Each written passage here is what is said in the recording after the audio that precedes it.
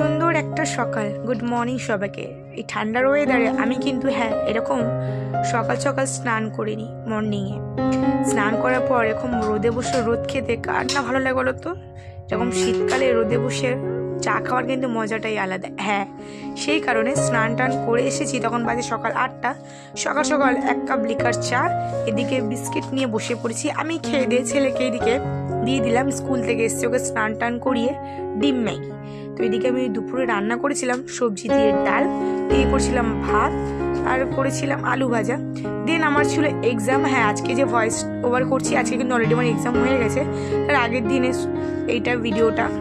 তো দুপুরে আমি আমার মতো লাঞ্চ করে খেয়ে নিয়েছি। ছেলেকে কিন্তু আগে খাইয়ে দিচ্ছি, সেই ভিডিও ক্লিপসটা অ্যাড করা হয়নি। আর আমি কিন্তু এরকম একাই বলতে কিভাবে বুঝাবো, মানে একা সব কিছু করাতে আমি অভ্যস্ত। আমার কারোর জন্য আমার ওয়েট করতে লাগে না, আমার অভ্যাস